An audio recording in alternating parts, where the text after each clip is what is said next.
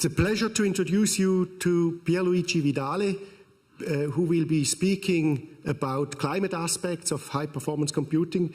Pier Luigi is the Willis Professor of Climate System Science and Climate Hazards at the University of Reading in the UK, and he does leading and developing research on high-performance computing in the climate area and in the biosphere-atmosphere exchanges. So the background of Pier Luigi Vidale, he's from Italy, actually in the Lago Maggiore region, not far away from Switzerland. He did his master's degree then in Brazil, in Sao Paulo, got a PhD from Colorado State University, then did a number of postdocs among these several years also at ETH Zurich, and I still remember the time very, very well. And in 2004, he moved on to Reading and climbed up the positions there very quickly and using some of the largest computers of the planet at that time, at least, including the Earth simulators, and using a lot of time on some of the lot of these big computers. I think that's all I need to say. Pleasure to give you the word, please. Right. I will talk mostly about, unfortunately, fairly old technology. What I will show you is how far you can take old technology. And I will give you, at some point, some interesting views of what can be learned about the climate system by building and running these climate models at what we call weather scales, so scales that are normally employed for weather forecasting. I want to acknowledge here my colleague Malcolm Roberts at the Met Office. We have a program which is called the Joint Weather and Climate Research Program. It's a national capability program that joins the abilities in the academic sector with operational capability at places like the Met Office. So I will talk a little bit about our high-resolution modeling program, the HRCM, why it is we bother with high resolution, and obviously there are strong connections between models run at very high resolution and high-performance computing.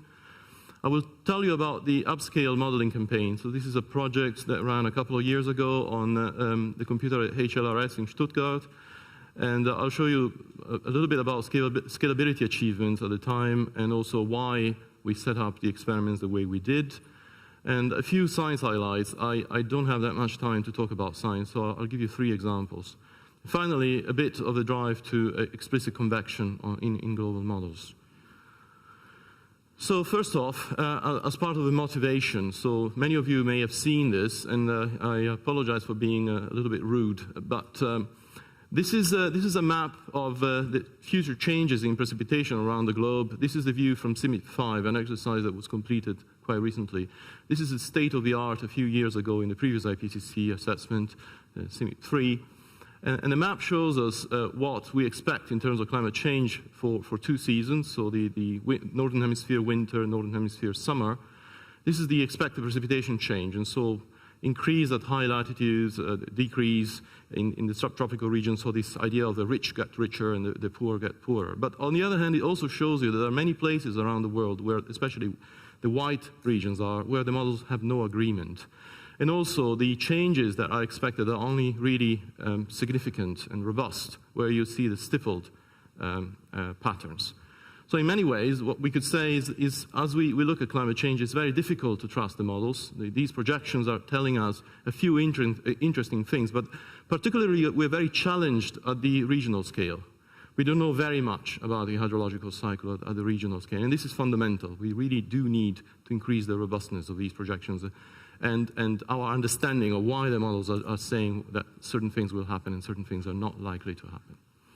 So here at the ETH, a very nice paper was published very recently. So this is Nuti and Sedlček. They talk about the lack of conversion in model agreement. So when we look at the CIMIP ensemble of models, the models tell us different things. And so they don't converge on a solution. They don't give us a very clear image of what the future will be like.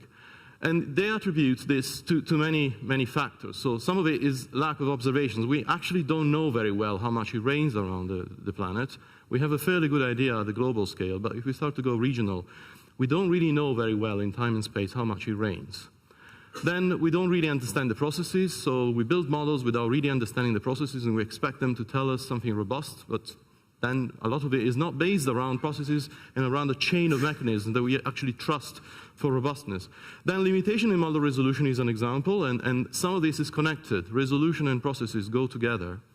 And then obviously the arbitrary addition of new processes. So we're now on a big drive to build Earth system models where everything is coupled to everything else, and we care about very slow biogeochemical cycles and all sorts of processes that are very poorly understood. Some of them are expressed in the form of crude empiricism in these Earth system models, and so we expect that we put more complexity and we get a better answer, but actually we get more confusion, in my opinion.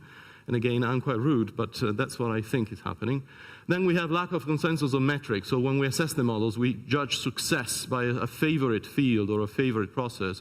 But it's very hard to say a model is more trustworthy or less trustworthy if we don't have accurate and well-agreed metrics for model performance. And then limitations in prediction is inherent in the climate system, of course, that will never go away. But this is where we're working. We're working on resolution and the connection to processes, emerging processes, that we increase the resolution, new processes come up. And if we can understand the chain of processes, we believe we can trust the models a bit better than we would otherwise. So we seek convergence in model agreement for the right reasons. We would like to be able to say, this is what this model did, and here is why, and that's why we trust it, or we completely distrust it. That's what we're trying to do. So in fact, in the last 10 years, I've been working on this. So weather and climate processes do emerge at high resolution. I have an example here of a nice typhoon. This is a Typhoon Haiyan that we had last year. A very, very damaging typhoon. In high resolution models, I'll show you later, these processes do emerge. And there is a very, very abundant literature on phenomena that do appear as we increase the resolution. So I have in the slides all the references for these. In particular, some really interesting examples. So some of the high resolution models simulate the El Niño quite well. And this is also true of older climate models like HATCM3. But we can now attribute the reason for simulating El Niño so well to things like tropical instability waves, which are very, very small phenomena in the tropical ocean, in the Pacific. We can now understand why we sustain a very nice Enso cycle and what is the chain of mechanisms that brings us to that. And there are many, many other examples of this from other groups around the world, but what they're telling us is that many processes at small scales, often in very remote regions of a planet, affect the local regional climate and weather. So we should care about these things, and that's why we bother to build models that way. But we can't really separate the scales, so we work with this at the global scale, and this is very, very expensive. It's a very complicated way of doing it, and it's very expensive computationally. So a bit about the climate models. When I talk about resolution, so what we do is we take the planet and we slice it up in little boxes, and then this is the way the map looks like in one of the old famous global climate models, HATCM3. So this is a grid box here. This is basically most of the economically important part of England. At the time, we had a higher resolution model that was 90 kilometers on the side here. So each box covered a region of 90 by 90 kilometers. We've gone far beyond that. And also, we slice the atmosphere in the vertical. We do the same thing with the ocean. We have a number of layers. And what we do is at each box, we compute the tendencies in dynamics and physics. Basically, we use well-known physics to advance the model time step by time step. Now, mostly, for us, this means using time steps of 5 to 30 minutes because we use fairly advanced numerical methods. But every time we double the resolution, this means a 10 times increase in computational expense. So again, there's a compromise here between what we would like to have in terms of resolution and how much this will cost on the CPU. So this is, today I will show you mostly 2 generations of models. This is what we did on the Earth simulator. We started with the model that was the standard climate model at the time when we were given time on the Earth simulator, and we developed it all the way to 60 kilometers. This is what Europe looks like. You start to see the Alps, and actually major improvement between this model that was then, for the next IPCC, the standard resolution for the Hadley Center models, and this model that we considered high resolution is the fact that England is now separate from France. It's a very, very important thing for us. And then more recently, we developed an entirely new model, HATGEN3. So this is a much more recent model. We now go into the stratosphere, and we've taken it all the way to 25-kilometer resolution. This is most of the work I'll show today, and you can see how well the mountain chains are represented and also the coastlines.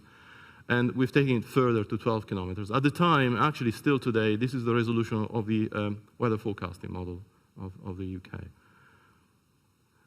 So as I said, as we increase this, so we run these models for our summer schools. We can run them on PCs and we let the students play with them, but we need big supercomputers for these models. It's very, very expensive to run these. This is what the ERography looks like. So this is one of the old HCM3 surface fields. So this is the Rocky Mountains at that resolution. You can see how smooth they are and how blocky the mountains are. This is the Rocky Mountains at 25 kilometers. You can also see how you have snow. So this is also for the hydrological cycle. To have frozen water elevated means the seasonal cycle of river discharge is quite different. But also for waves that develop as the flow goes over the mountains, this is quite important to resolve all this. And actually, something else that is very interesting, we've set up a project in Texas recently, and most of the water supply here depends on two major events around the year that are associated with atmospheric rivers. So this major inflow of moisture. And actually, the details of the interaction between the large-scale flow and the mountains is quite critical to where these atmospheric rivers will deposit the moisture that forms so much of the water supply in that region. So again, quite interesting things you can do if you have high resolution, but in many ways then you could do it with a regional model. So why bother with global? I'll try and show you why. So I'll show you a number of results in a bit as they emerge when we increase resolution. I want to point out that we have a whole fleet of models. When we increase the resolution, that's the only thing we do. We do not change any other aspects of the model so that we can actually attribute the results to resolution. We do not go on the crazy exercise of retuning the models every time we change resolution, otherwise we will not know what resolution is doing and what tuning is doing. We want a clean experiment. So the point of our exercise is not a beautiful set of results and a model that reproduces observations. We want to understand what is happening. Good or bad, we want to be able to trace it. So this is the same in the atmosphere as in the ocean. So we go all the way nowadays from 130 kilometers to 12 kilometers. This is the next configuration of the weather forecasting system. Actually, we are currently running the climate model at much higher resolution than the operational weather model, which is a first for the Met Office at least. And is actually teaching them a lot about what you gain with the resolution before they actually deploy it as an operational model. And in the ocean, we normally run at 1 degree. Now in the new set of simulations, 1/4 degree. So this is eddy permitting. And we soon aim to be running. So we are running this model driven by our atmosphere, but not coupled yet. But we are starting now to run in experimental mode this Orca 12. This is the European NEMO model in the configuration that is actually nearly eddy resolving. And this is, again, the interest we have in high resolution spans all the way to the ocean. So just a caveat, resolution is not everything. If you think of resolution in pixel size, and if you think of how many megapixels you have in a camera, these two cameras are not the same. They're both quoted at 16 megapixels, but obviously this camera has a lot more to it than just what is on the sensor. So the fact that you have very high quality lenses and you have interchangeable lenses makes the modeling system, not just the model, but the modeling system a lot more interesting and a lot more trustworthy. So again, that's why we have a fleet of models. We don't have a single model to work with, okay? Right. So one more thing about unified model, big shock. We still work with a lat-long grid. This is technology from about 30 years ago. So this means that at the pole, in one of the latest configurations, the separation between two grid boxes is about 12 meters, which is a bit challenging from the point of view of numerics. We do use, sorry, I pressed the wrong button. We do use semi-implicit semi-Lagrangian, which affords very long time steps and actually helps us to deal with all this numerical mess. We have actually chosen a long time ago to run all our models as non-hydrostatic, and currently all the models go to 85 kilometers, no matter what we do. So again, that we can compare the models.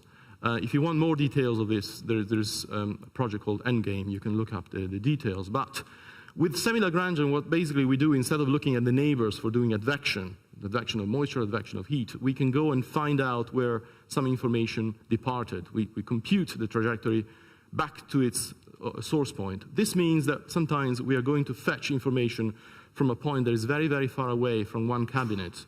We have to go all the way across the computational room to another compute node and bring that information to the compute node where we want to know something.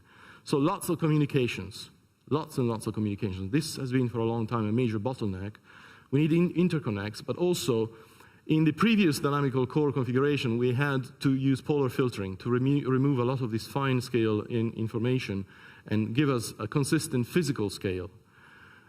That was also a bottleneck. So I'll show you actually in a second what happened when we did that. But before I say that, why are we not using a more sophisticated topology? Why are we not going for a reduced lat-long grid, or why are we not going for hexagonal or triangular or these reduced kites, or even the yin-yang grid? So two rectangular domains put together like a baseball.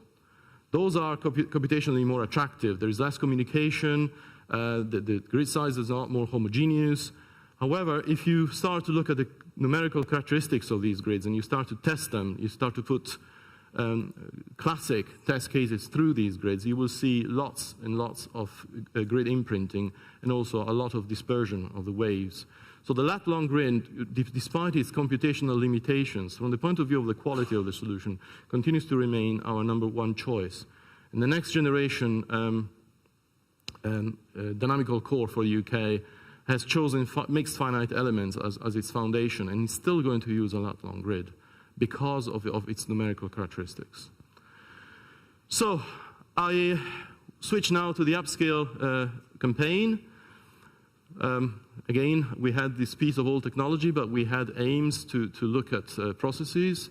I wrote a grant to this European consortium of supercomputers called PRACE, and I decided to ask really for what I wanted. So I had an idea of running an ensemble of simulations at 25 kilometers for the period of the Ostia SSTs, which is about 27 years, and to do an ensemble in current climate and an ensemble in future climate under RCP 8.5.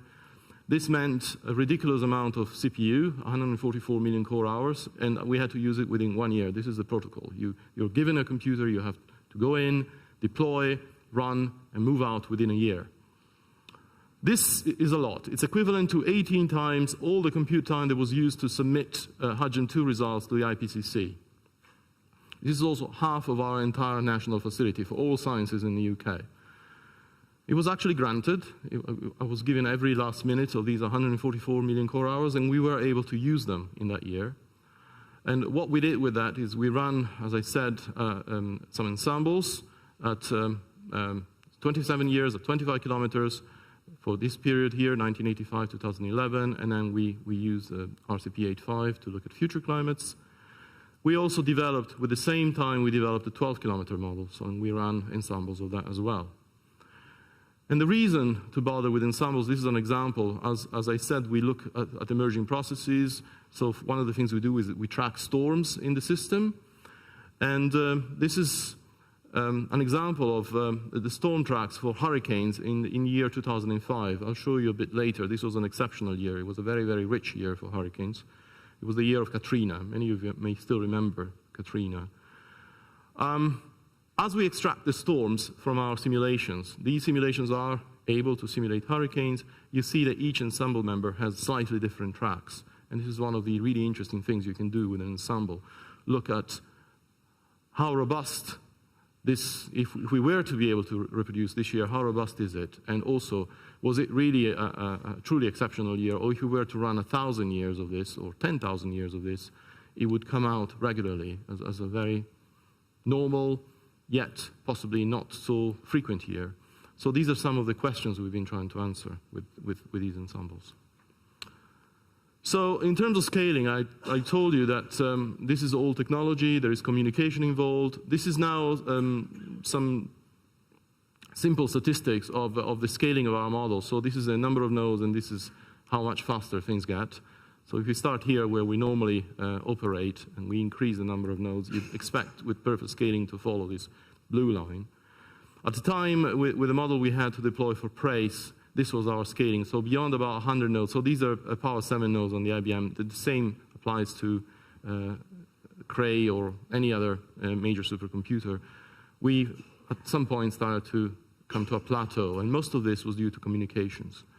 With the new dynamical core that we're using now, so for the past year and a half, we've switched to this dynamical core. As I said, we've substantially reduced the number of global communications. So the interconnect bottleneck is not so important anymore.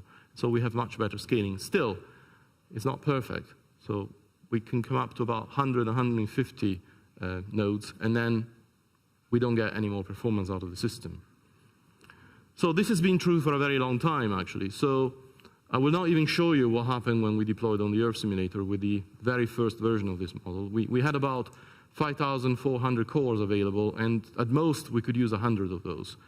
The model just didn't scale on the computer. When we started to build it at higher resolution and we started to remove some of the bottlenecks, again, most of them were I/O bottlenecks, the model scaled to maybe a tenth of the Earth simulator.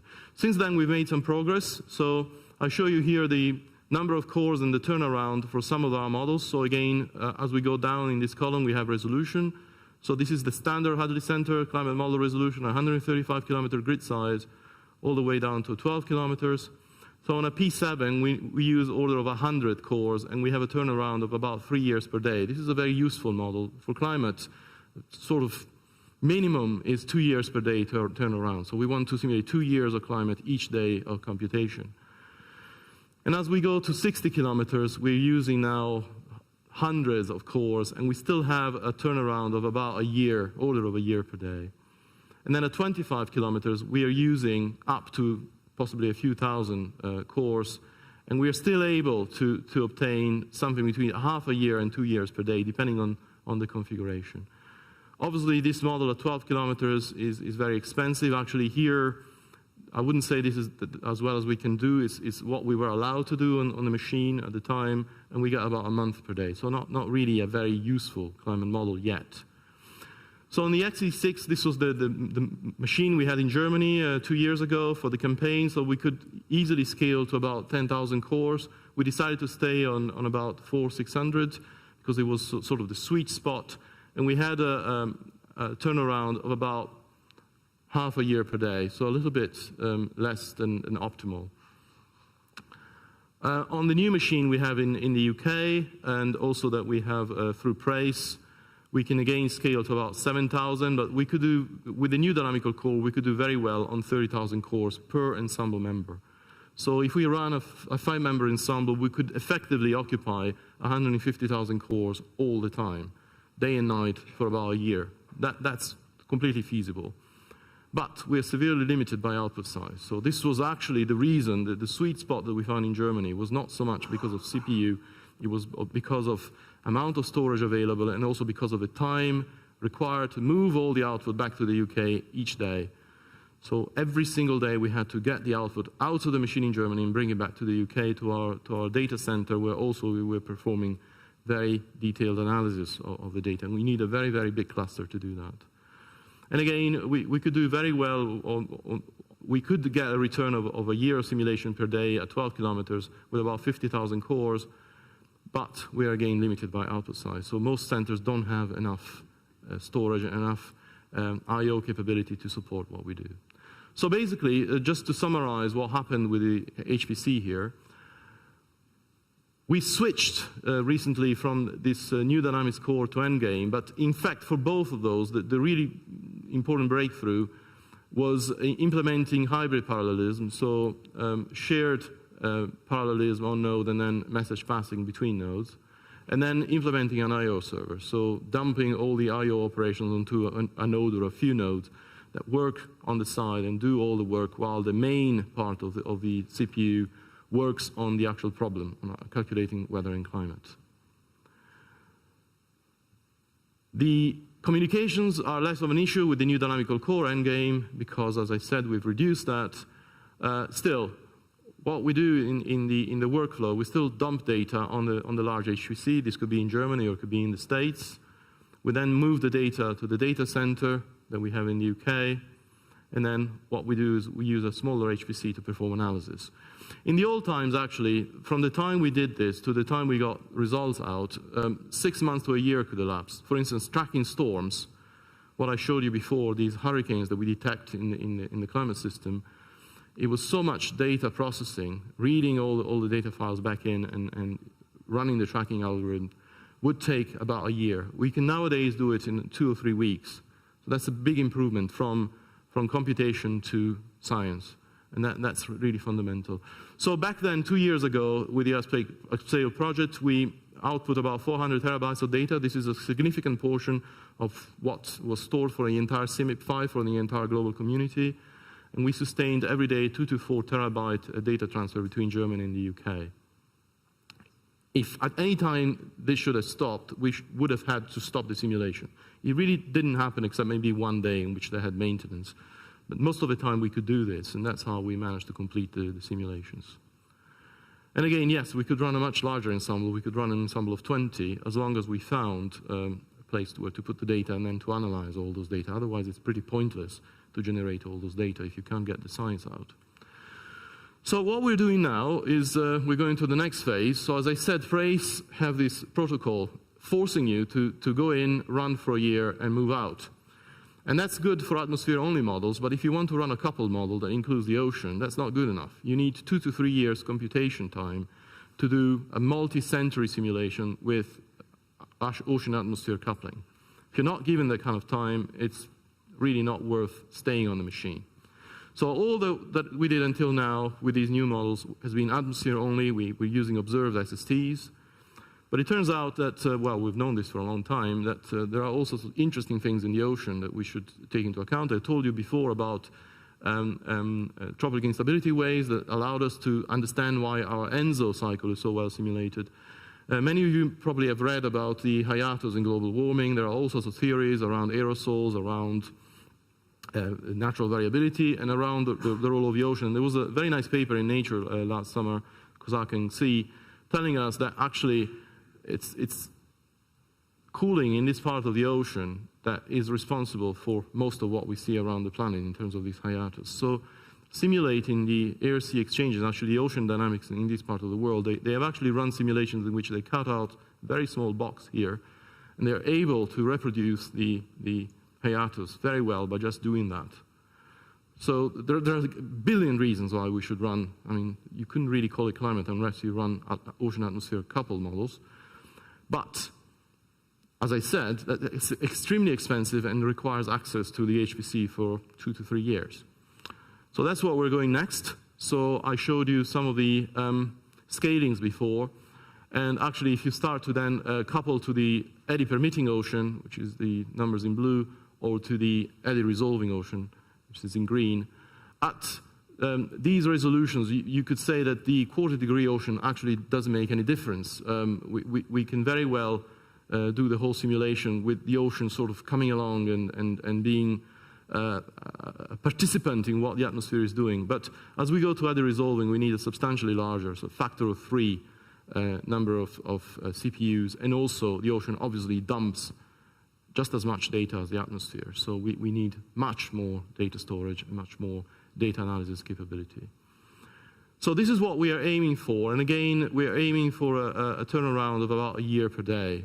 Again, it's a compromise, and mostly is due to the output size. I want to really insist on this because a lot of people build computing centers based on CPU, and for climate science, they're then mostly useless. Unless we have the data storage capability and unless we can analyze the data, there is no point. Yes, it runs fast, but we can't do science with it, so it's not very useful. Sorry. Right, so the advantage of having all the data at a big data center means that we can then store these data as if they came from a satellite. We send something in orbit, for a number of years it sends data back to Earth, we store the data, and then lots of people do science with it. With Upscale, that's what we did. We put the data at the BADC, this is the British Atmospheric Data Center. Anybody can sign up and actually can get time on the CPU there to do analysis. So they write a mini proposal and they tell us what they want to do, and we grant the use of data. And one of the scientists is involved in this, so we know what they're doing with our data, and then eventually we publish something together. So these are currently the processes we are considering. So as I said, we increase the resolution, we expect processes to emerge. And we're looking at things like moisture transport or storms or some tropical processes, all the way to production of very small scale organized convection in the tropics. And then with a new set of runs, people are looking at all sorts of issues in the ocean. I don't have so much time to show you results, but I'll show you a couple of things about the global energy and water cycles and about storms. And I hope I can make it in time. So I said resolution is interesting and processes emerge, but actually before we even go there, it's important to establish that some things do not respond to resolution. Some things are absolutely well known and well simulated no matter what the resolution that we deploy. But one of the questions is, if we can count on the global energy balance being simulated well, are there some things that actually do depend on resolution? And one fundamental thing is how much water is transported between the ocean and the land. Does that change with the resolution? And what are the governing mechanisms? And should we understand all that, can it help us reduce the uncertainty and the model disagreement in the IPCC? So as I said, some things should not depend on resolution. So this is a famous diagram by Trembert telling us how much radiation comes in from the sky, how much is absorbed at the surface, and then how much is returned in the form of thermal radiation to space and radiated back to Earth, and how much then escapes the atmosphere, and also how much is returned to the atmosphere in the form of sensible heat, so thermals, and in the form of evapotranspiration, so water vapor, basically. And you think that this is well known, but actually there are very many variants of this diagram from Trembert, and also there are variants of this diagram from other people. One of the famous ones is from Martin Wild here, the ETH. So the very first disagreement is how much radiation comes back from space, which is right here. Martin Wild believes that this is a much higher number. If you look at our models, so in these boxes we have results from our models superposed on the numbers by Trembert. And we have two generations of models, and this shows mostly that what comes in and what goes out is mostly resolution invariant. We do have a bit of an excess at the surface in shortwave, but the model is, despite the bias, very consistent. What it does then, it radiates much more and produces more flux back to the atmosphere. So the model is very likely wrong, however completely consistent, so we can trace the processes through and understand things. And again, we could very well tune the model to get the right radiation, but then again, we lack in the understanding of why the model is doing that. And more recently, I'll have to skip through this, Graham Stevens has produced a new climatology entirely from satellites. So Martin Wild is using very much the radiation network at the surface. Graham Stevens is using what the satellites tell us, in particular about what's going out at the top. And again, he argues that what comes back from space should be much higher. And this reflects, in fact, a lot more precipitation on the planet than we believe to be there based on surface observation. So in many ways, the model has told us, by producing radiation in a very particular way, that on this planet it rains a lot more, and we believe that actually it rains a lot more over elevated terrain. And Christoph will like this very much when I say this. But so this idea of the third pole, places where rain comes down, but we can't really observe it. And the models are telling us that. And Graham Stevens loves this because we have all these fluxes returning to the atmosphere much higher than what is in Trembert, but actually very consistent with what is in Wild and also in Stevens. So again, the usefulness of understanding these things. Then for the hydrological cycle, we know that most of the water that we get here in the form of rain and returns to the ocean as rivers comes from this big cycle. So there is more evaporation over the ocean and there is more precipitation over the land. We need to have an export of water. And it turns out, if you look at the numbers, so I'm sorry, there are very many numbers, but if you follow through actually, and if you look at the different resolutions, so each color is a jump in resolution, for two model generations, what this is showing is as we increase the resolution, the transport from the ocean to the land increases. This also means that a lot less of the precipitation over land depends on local recycling. So evaporating and raining back, evaporating and raining back over the land. A lot more comes from the ocean and then is returned to the ocean by rivers. So this is telling us that all the empiricism we build in the models, all these descriptions of how evaporation works, and something I actually love, which is land surface processes, how important land surface processes are for the global hydrological cycle. Well, they are a lot less important at high resolution because more water comes from the ocean. And actually, we plotted all this in a diagram that is in a paper by Marie-Estelle de Marie. So we look at the transport of water here as we increase the resolution, so in red, and it comes to a plateau at about 50 kilometers, and we look at the convergence of, this is the recycling of the precipitation, and this is the convergence. So the convergence goes up, so more moisture is brought from the ocean to the land, and we have a plateau, and the recycling goes down, and actually comes very close to what reanalysis and also Trembert himself tell us should be the recycling of precipitation. This is a very nice result. It tells us there is some model convergence around a certain resolution, and it tells us that possibly in the future, if we run the models around this scale, there should be much better agreement about how precipitation is produced over land. So this agreement we saw up front from the IPCC, if we were to identify the right scales and the right mechanisms, and mostly it is this conversion of the water over land, would then help us, the models, agree. And actually this result was used by the Met Office to decide on the configuration of their seasonal prediction system. And we traced this to storms, and so we've broken down these changes in evaporation minus precipitation with resolution into all sorts of thermodynamic, dynamic, nonlinear, and transient contributions that we can look around the world. And in many places, really, it is the dynamic contributor that is playing the major role in this transport of water. But actually, there is a contribution around the major storm tracks that comes from the eddies, so from very, very small-scale phenomena. And talking about eddies, if we look at the different resolutions, so again, now we are comparing the 60 kilometer to 130, so it's the doubling of resolution here. We're looking at the error compared to the reanalysis, to sort of the truth in how many storms should be there in a given grid box in different seasons. So this is the winter, and I'll show you also the spring.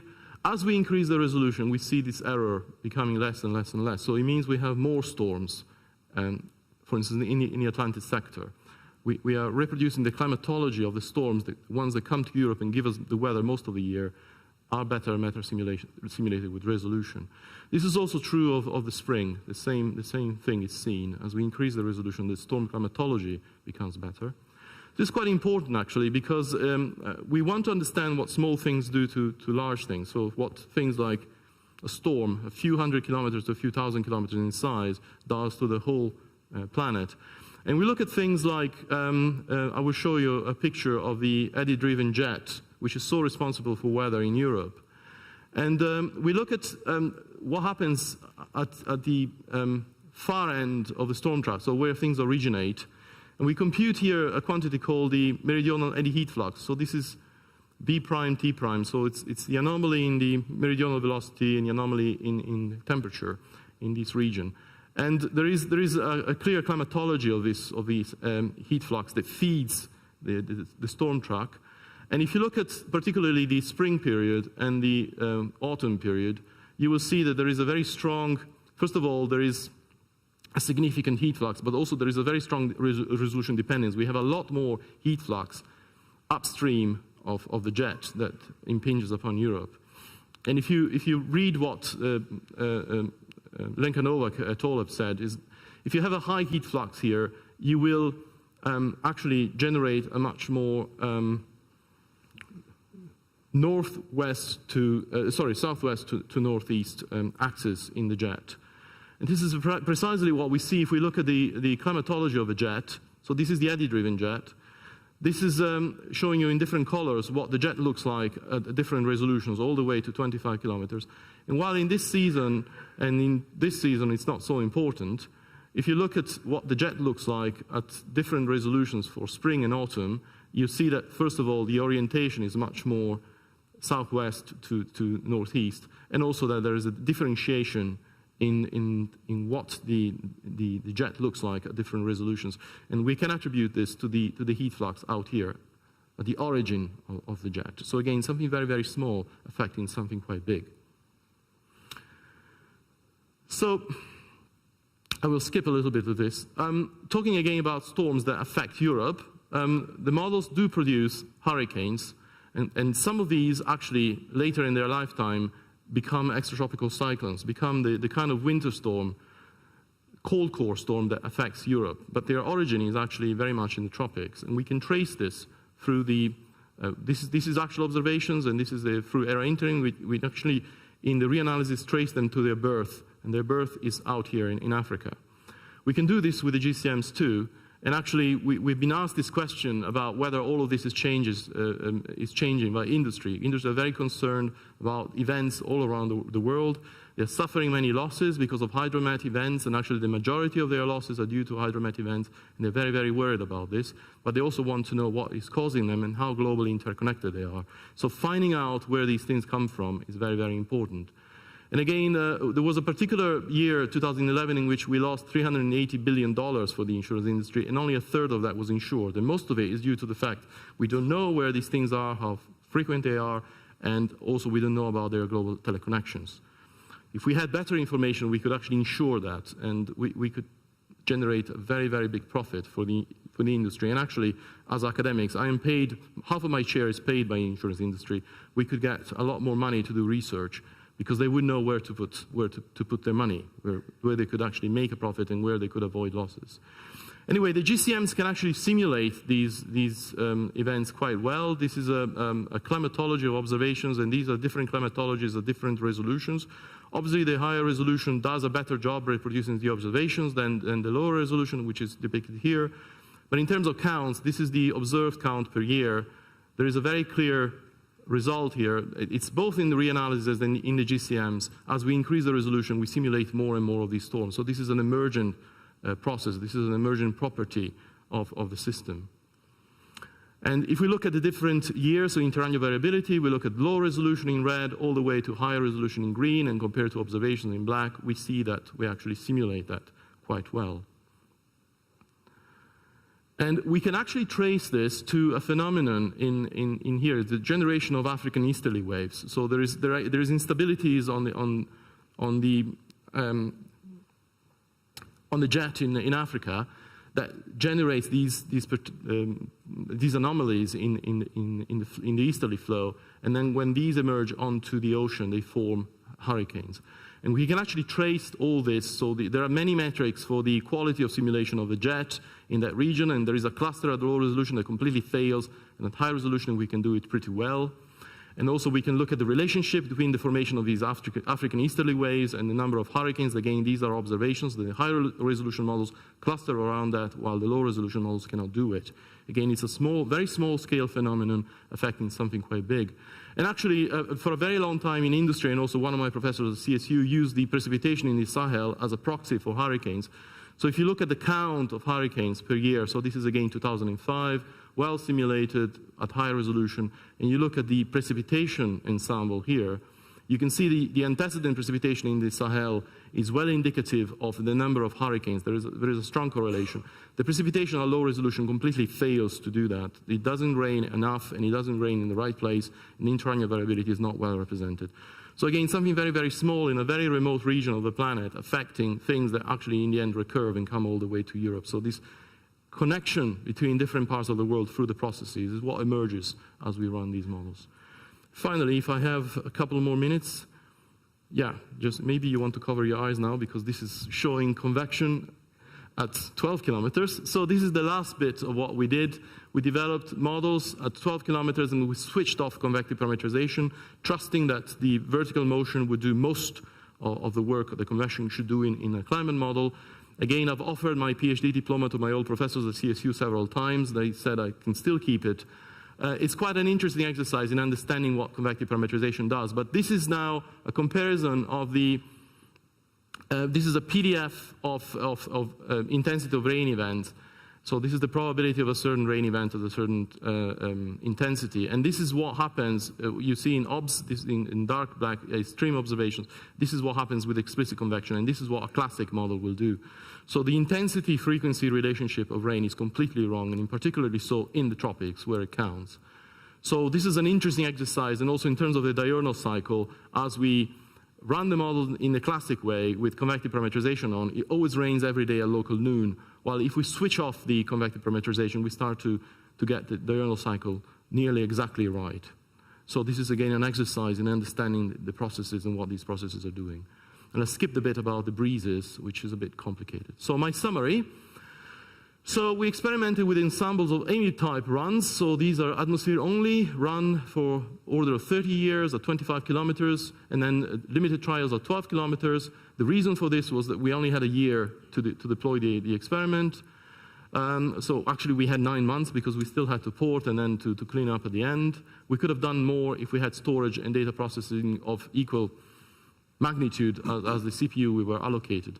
A few interesting chains of processes emerge at high resolution. So we have strong storminess, so eddies and their transports in the climate system. This is generally more intense at high resolution, so they do more in the climate system.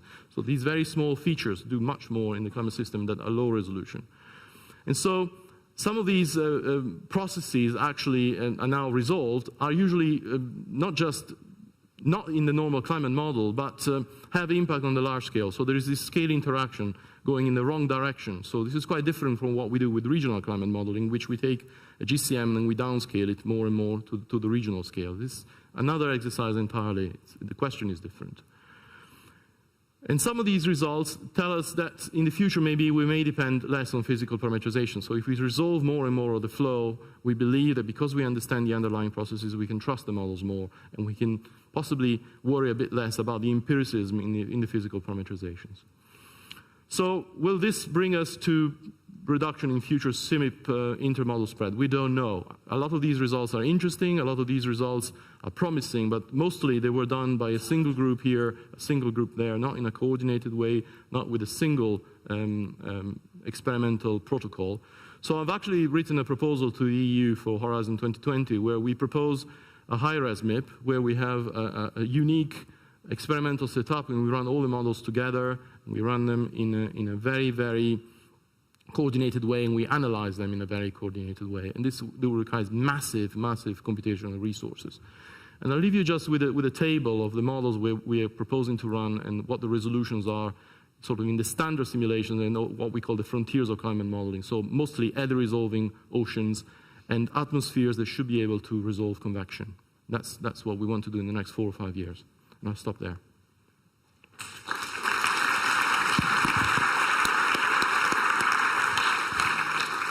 Thanks a lot, Pier Luigi, for a fascinating presentation with some exciting results. Questions, please? Maybe one question I can ask you. So this development of higher resolution models has been done earlier already in the range of numerical weather prediction models. And there, one experience one made was that usually if one increases the model resolution, that the results first got worse. Do you experience the same thing on the climate scale, and can you explain? Lots of times that happens. The model was not developed for those scales. There are some things that are embedded in parameterization you need to look at. I must say we are lucky because we have a long grid. Many of the parameterizations are aware of the size of the box automatically because they have to deal with this inhomogeneity in the grid. But yes, certainly lots of times things are going to be worse. You know, the parameterization is supposed to do something else entirely. And sometimes you have the temptation of tweaking it to get a nice result. And sometimes what you do, you switch it off entirely. For us, that is not so terribly important, actually. What we want to do is to understand. So there is an emerging process. We want to understand it. We don't care so much that it looks beautiful. Eventually, one day, when we have all the understanding, because if you do that, it's a very dangerous game. So a typical thing, you can change the entrainment rate in the atmosphere. If you want a Madden-Julian oscillation, you change the entrainment rate, you get a beautiful Madden-Julian oscillation. Yeah, and all the tropical cyclones go away. So it's a very, very dangerous game. You can spend your life doing that. So absolutely, that happens a lot. You should not be afraid of that. That is part of the game, but the chain of processes is what we are after. Okay, thank you. Thomas? You made a strong point about storage being your limiting factor. Yes. But then when you say scaling to higher resolution, you always talk about compute, you know, how the compute scales. So you double the resolution, you go up the factor 10 in compute. Yeah. How does the storage scale? Yeah, so with Brian Lawrence, we computed what would happen if I were to run my ideal experiment. So the resolution I want, with the output I want, for the storms particularly, with the turnaround I want, I would easily output 5 petabytes each day. But if you say double the resolution, how does the storage scale? I forgot what the number is, but it's order of that. It's big. So you often make compromises then. You say, okay, at these different slices, I will do less frequently. For this set of years, I will do less of these types of diagnostics because people only use them on a decadal timescale. You can do all sorts of things, but again, possibly that limits what you can do with the science then. That later on you realize you needed something, you didn't output it. Yes, maybe one day we can just rerun the experiment. That's a possibility. But unfortunately, in this case, I say we don't tune the models. I must say, when we change the resolution after what we do tune is the output. Again, because of this limitation. So often then the experiments are harder to compare because we don't have all the fields that we have at the lowest resolution. And, sorry, and when you say you don't tune the model, but you go to higher resolution, the ERography changes. Yes, there are lots of things that change. Does that not introduce stability problems? Or No. The model is fine with that. Yeah, next question. Please use the micro. You have a micro near your chair so that everybody can hear you.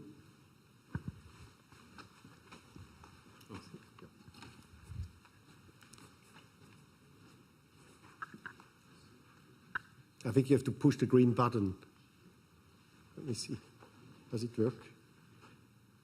I'll try to speak loudly. Okay. So can you go back to your simulation and construct actually effective rate equations that couple everything somehow in an automatic way? So you have, somehow a detailed, I would say, microscopic understanding of what is going on.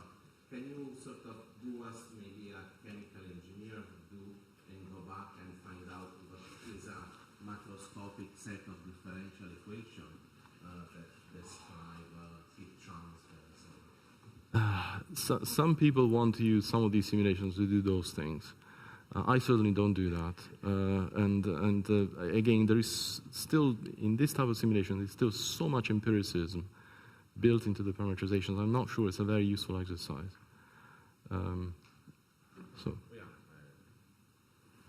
Okay, maybe one last question, please, over there. Hello? Behind you. Hello? Yeah. You talk quite a bit about running very many ensemble simulations, and I'm quite interested in how you manage the workflow. Like, is there someone just writing bash scripts with SEP, this file to the one data center to the other data center, or is there a workflow package, or yes, so we have a magic thing called the UMUI, so it's the Unified Model User Interface. You can configure your experiments on that interface, and then you can actually package up all the controlling scripts and send them to a remote center for execution. So there are people back home who do write scripts to do all sorts of things, to do the compilation, to do the running, to do the data processing, to control the I/O servers, to package the data back and send them back there. There is an entire chain of scripts that are developed and sent back and forth. And so yes, we have people in the teams who do those things, and also we have people through the EASINESS. So this is the European Consortium for Earth System Modeling. There is an infrastructure support to that, and so we have also some time from that to do these things. And that is a very, very substantial amount of time. In the end, though, just to be really very concrete, it means a lot of us, including myself, babysitting these things day and night, because things happen. There's always something happening. The model, you're running a thing for a year, you get a message on your phone, the model fell over for whatever reason, you have to go in and look at it, do a post-mortem, figure out what happened, and relaunch it. So I was at it for a year, same as everybody on the team. So it's not that automated yet. Okay, thanks for this kind of look into your daily work life. Yeah. I think we have to continue for time reasons. I understand that Professor Andreas Fichter from ETH will continue to chair the session. Thanks again, Pier Luigi. Thank you.